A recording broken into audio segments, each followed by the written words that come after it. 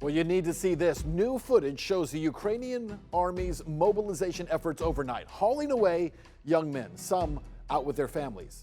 Fresh meat, you could say, served up to the front lines in the fight against Russia. I'm Ben Swann. This is Truth in Media. We begin with this new video out of Ukraine, new examples of forced service in the Ukrainian army. Conscription officers and army personnel raiding restaurants and bars and even a concert hall in Kiev, looking for men who have not registered to serve in the army. We collected a series of clips overnight and we put them together. Watch this.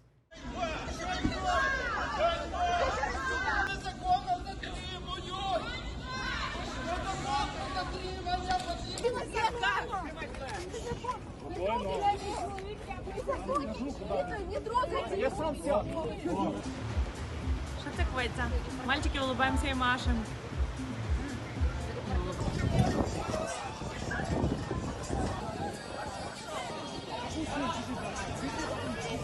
This is so sad, to watch these men dragged off to fight in a war that they cannot win.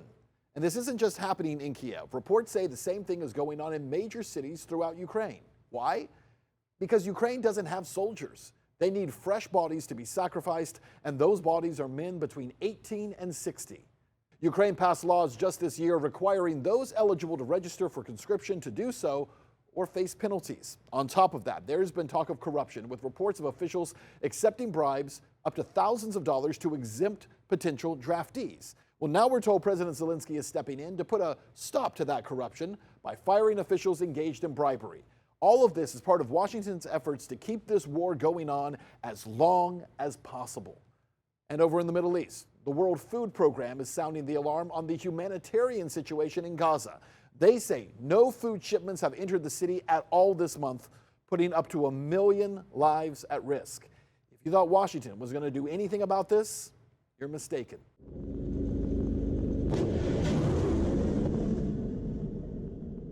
Instead, the U.S. is sending more weapons to Israel. Washington just announced that they will send the THAAD missile defense system along with 100 U.S. boots on the ground to operate it. THAAD stands for the Terminal High Altitude Area Defense Battery. It's one of the United States' most powerful missile defense systems. This comes after a devastating Iranian ballistic and hypersonic missile strike on Israeli air bases at the beginning of this month. So to talk about all this, I'm joined now by Congressman Ron Paul of the Ron Paul Institute. Congressman, good to have you here. Nice to be with you, Ben. Thank you. So, Dr. Paul, what is going on here? I mean, we're talking more and more about what's still happening in Ukraine, the war that just won't end, despite the fact that Ukraine has no chance of winning, and now this ever-growing and escalating war across the Middle East. It feels more and more like we're headed straight toward World War III. It sounds like perpetual war for perpetual peace. They're all for working for peace on their terms, and they can't get together.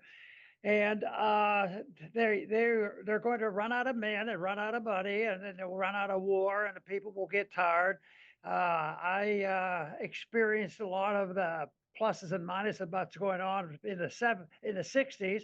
I was drafted out of a residency, and the Vietnam War was going on, and finally, what happened? The people woke up and said, enough is enough. And they started going to their Congress and quit voting for the Vietnam War.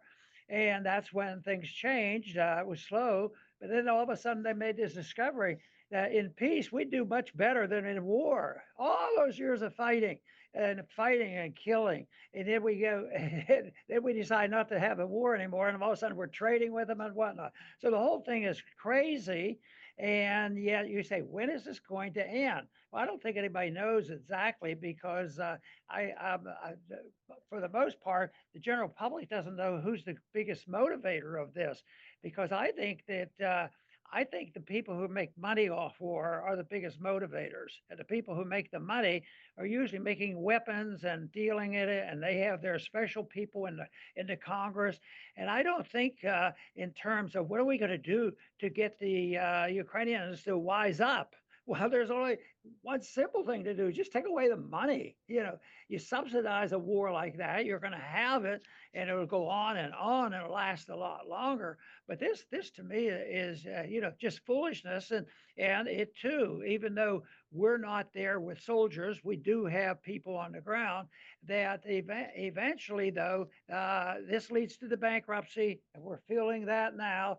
So I see signs that we're running out of steam. But the big problem is how do they run out of steam? Gracefully, or with a big bomb, or what are they going to do?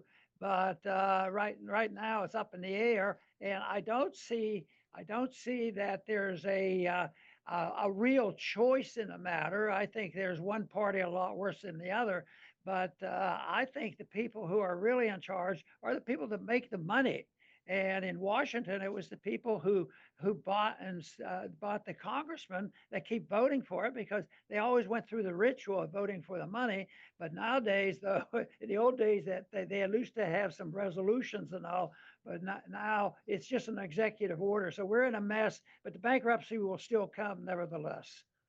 Yeah, absolutely. You talk about the people who keep the war going are the ones making money from it. Tell you who's not keeping the Ukraine war going are Ukrainians. Like, they're the ones who seem to want to get this over with more than anyone, because they're the ones being dragged out off the street and being dragged out of bars and being told, you're going to go fight in this war.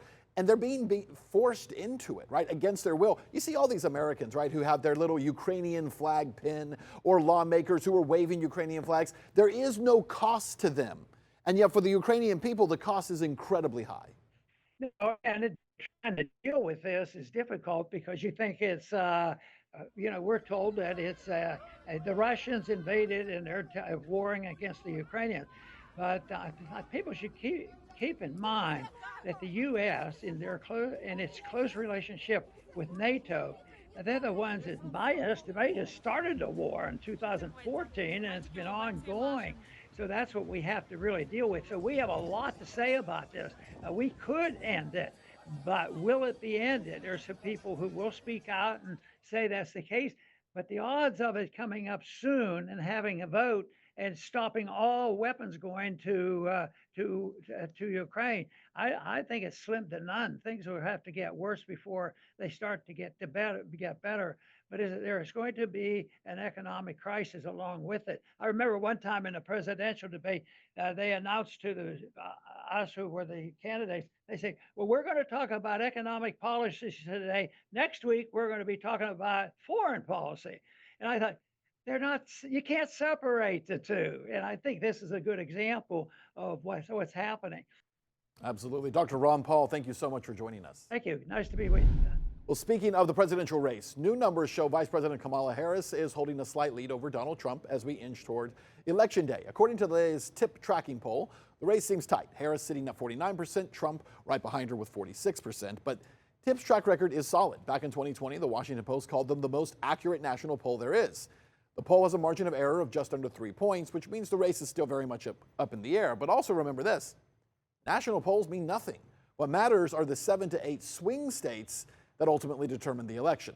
Some signs that could point to where the race may fall. A new poll coming from the New York Times shows Donald Trump is gaining traction with Hispanic voters. In fact, a solid chunk of Hispanic voters, 51% of those born abroad, think that Trump's tough immigration talk isn't aimed at them.